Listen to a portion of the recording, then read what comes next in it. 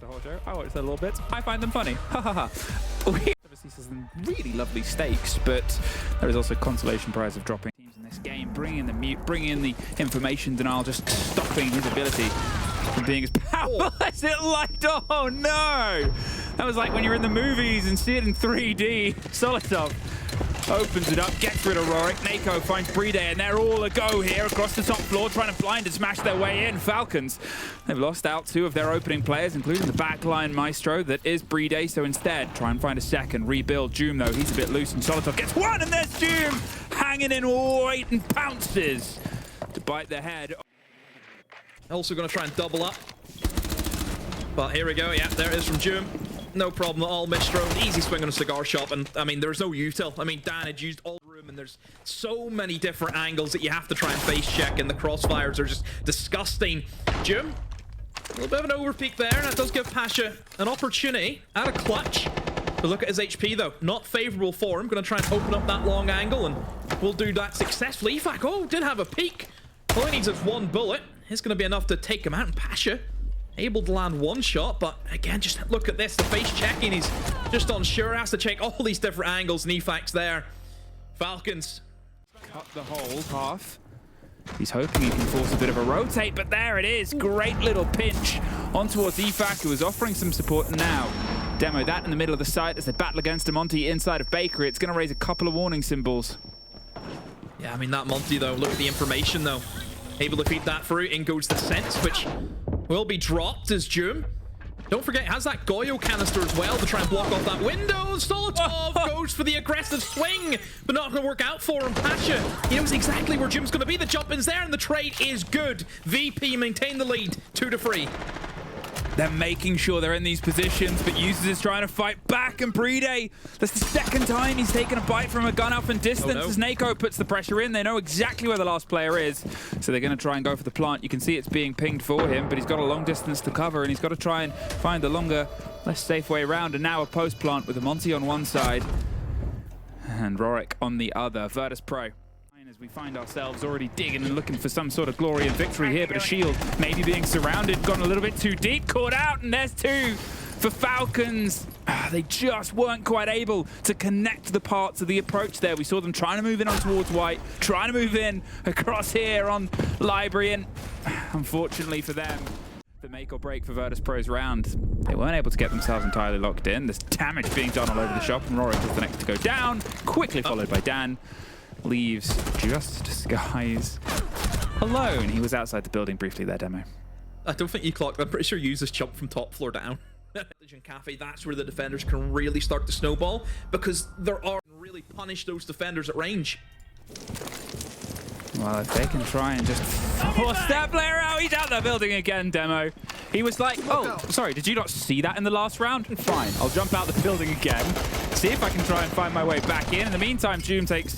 Well, Joom gets bit. Nako, spins and turns and decimates inside the middle of the site. He wants to plant, but he's still surrounded, right? He cannot entirely dedicate, but because they were in this position before. So instead, they focus on getting the close down. Solotov and Users, they double up again.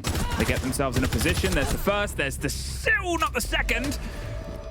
Gets himself a second to reload, but now they have the kit planted. They have the long watch. They have their way across the game, and I mean, just a great idea here. Obviously, the first body happened out the window. They used that as their go, go, go sign. They knew that there would be slightly less of a fight inside the site, and that man, Nako. Yeah, I mean, I don't argue with it. You're lucky there was no DMR changes. You're so lucky. I know, my... Oh, no! Skies is unlucky.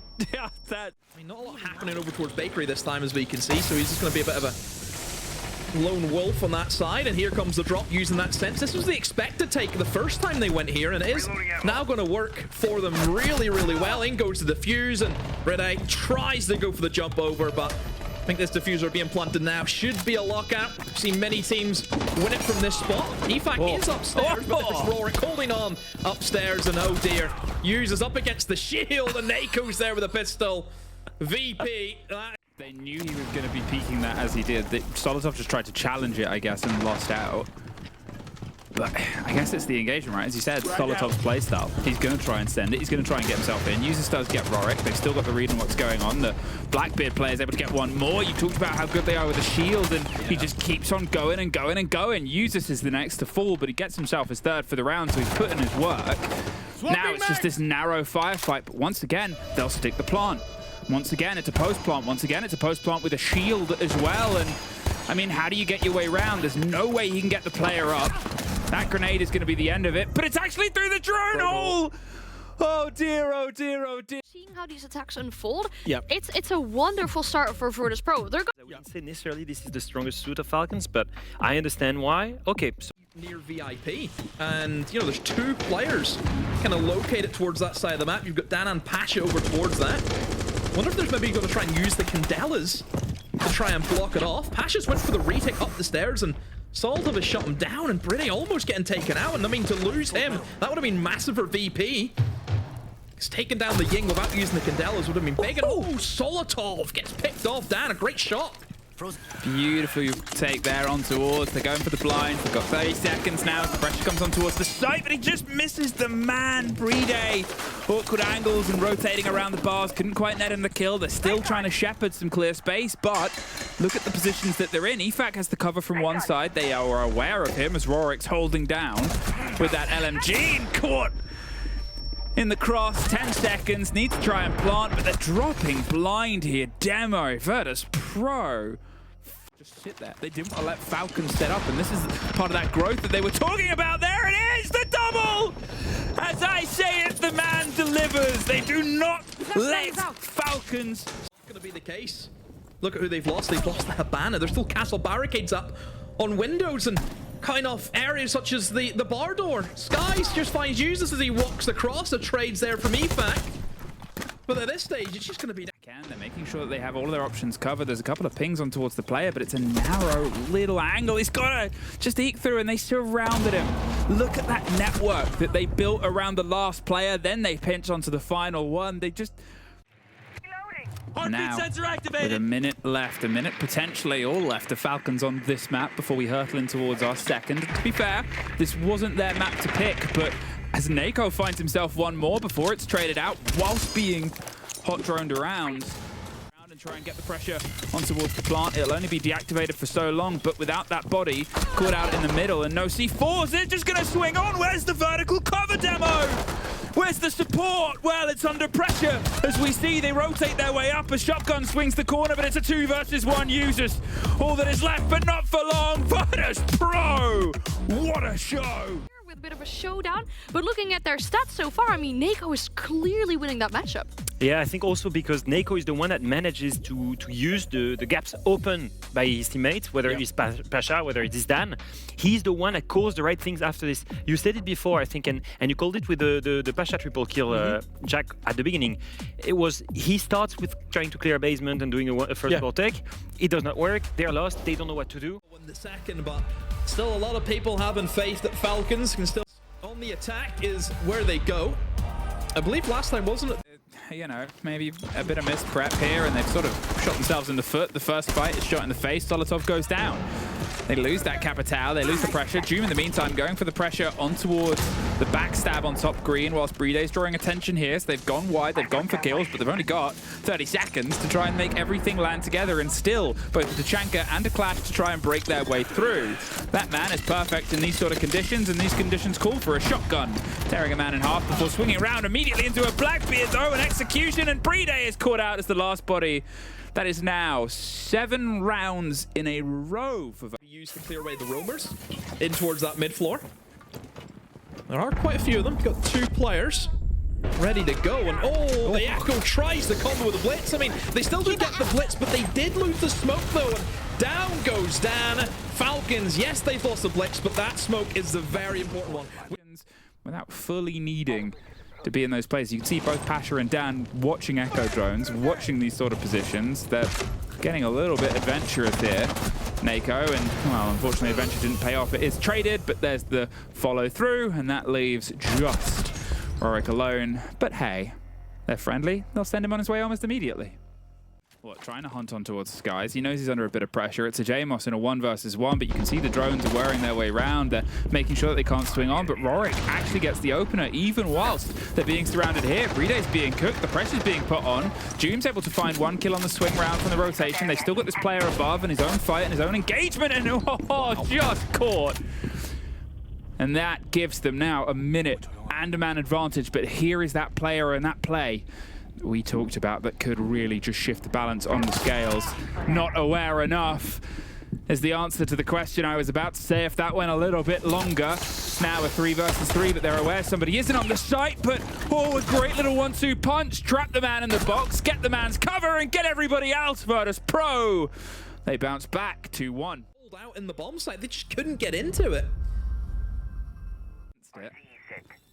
But instead, still got themselves locked in, still got all of the pressure removing the Tachanka swing spot, and also removed the head of Dan, who'd got a little bit adventurous. Will expose the Glads though, they know what operator they're up against. And having this breach open, I mean, there's nothing stopping EPAC go for a wonder. And Rorik tried to pick off the Glads, but he wasn't ready for Bride. Holding on to the flank, shuts him down in towards Skybridge, and things are going from bad to worse now for VP. They lost that opening pick, and now they've lost the second. And a minute left for Falcons. They can just take their sweet time with it. Jume fully tanks the Razor Bloom. Pasha, an easy swing for him. However, Solotov is there, but he also goes down to Dan. The Razor Bloom values off the scales. Yeah, Dan got himself a nice little combo as the Skies drifts by. They're going for the plant. Oh no! Missed the C4, but didn't miss the follow-through fight. Doesn't know where the plant is. Doesn't know. Oh, he's got the wrong side. Oh! There are players who have played TuberAo and... Reload. Okay, right. Goodbye to Tachanka. Yeah, you're going to go off about that, aren't you? Yeah, it's... Okay, I get the idea. Anyway, there goes the Tachanka. They've still got the smoke, so they can still do some of the long-range hold. And, the C4 gets the Nomad. And Pasha gets himself one as well. So, in one fell swoop. In the perfect position to challenge on aggressively onto the door. In goes the canister as well, just to freeze out the round ever so slightly. And, the God 6 was pulled out, but Dan able to kill him as he did lose his shield, but that's still a kill for a shield. No, that's a pretty good trade in my books. Well, with the position still partially smoked off and one more smoke canister in pocket, as long as they can get that loosed and thrown, well, sort of now, then this default plant spot isn't going to be tenable. They're going to have to try and drive themselves even deeper. Bride, you can't survive there, buddy. Oh, you can't survive anywhere, it seems like there. I mean, they would have had to drive themselves doing, but he just keeps himself active. He keeps himself sort of ready to step in and put the pressure on. Maybe he did need that TuberAo for the DMR for the 3K. Solotov needs the kill onto Skies, and that is actually, as it gets traded out. Oh, and another double down. Okay, it's back and forth, Demo. I'll get my point later. For now, we're still exploding in towards the site itself. Bride. User's going to go above. I mean, is the hatch open to him? Is that going to be a possibility? Yes, it is. And gets spotted out, though, but he's still alive. In goes the Dogby call, and surely Falcons are going to play up the back of this, and yes, they will. 2 versus 2 now. Everything is sort of traded out. Everything is a battle back and forth. And, as Nako goes down and Dan follows, it is an even half. To each other. Avoid that gap. Yeah, it's definitely showing down the lags. That's what we saw. Like, at least 2 or 3 have opened the round up. If Falcons can shut that down, that's where they'll find success. Corralled into the door frame in towards Mez, so very important that C4 was used to remove that. Selman and Jume just gives the clash away. For what reason? Literally, I was just about to say, did a great thing, baiting out the Carly, picking up the shield, took a bit of damage, fine, but doesn't lose. Put the shield on the back, tried to find the fight through the verticality and lost to their head. Now, Dan, he's at least being pressured back in here. 2 players want to swing on towards him, but they have the read on it, and Users is like, I don't really care. Let him watch. Gets the double down. Deimos is now underneath as well, but so is the Kaid. Causing problems here. EFAC's taking a bit of damage, but it means that, well, they're just going to try and drive themselves up. We actually had VirtusPro do this in Dostoevsky before. Whilst they know that somebody's off the site, let's try and drive in, but the Tachanka is doing absolutely everything to keep them at bay right now. Bride, the composer at work, and his new piece is keep away. But Pasha in the meantime says, well, my new piece is kill away. Goodbye, look at fact. gets more one. There's Nako getting another, and now it's a 2 versus 4 versus 3 as they try and stop in the plant itself, but a post-plant situation comes together, a 2 versus 1. The Skies finally locks it in, but look at the verticality. You've got Pasha right underneath the kit. Perfect operator to do it with the gear that he has got. He can sort of play this for time as much as he wants, and well, now there's 1, there's 2, there's a shotgun, hoping he's gonna hold out, but he just misses the angle, the opportunity. Pasha escapes, and now he has the openings. He's got to time this to perfection. He's baiting, he's holding, he's let go. He has 1, maybe 1 more of these he can pull off, but as we cross that second divide, it's Pasha's round. I think he's pointing and saying they can, and you know, it's not a good thing for Nako to see is, again, the Clash being on board. Solotov, a great little pick, but oh, look at that! Using the finger stem for that quick ADS from the Blitz. A great combo to have, and Nako takes full advantage of downing Solotov. And I don't think Solotov's going to be in a great position to get picked up too. Dan now with the glass. It's just all the cheese is working out here for VP.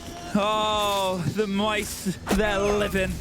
User swings one back though, a 3 versus 3. They still have the Clash on the board. You can hear the shield whirring away and making this approach slightly slower. Player, the C4, almost gets the player just the closest slip. You can see he was waiting for somebody. In the meantime, EFAC swings out. There's Pasha, bites back, but the timer here, Demo, 7 seconds and a clash and a separation. I mean, this one will just fade its way across. No time, he's gonna hold F, but unfortunately, that doesn't stop a shotgun. He's in the bomb site, and there ain't many places that he can really sit that's going to keep him safe.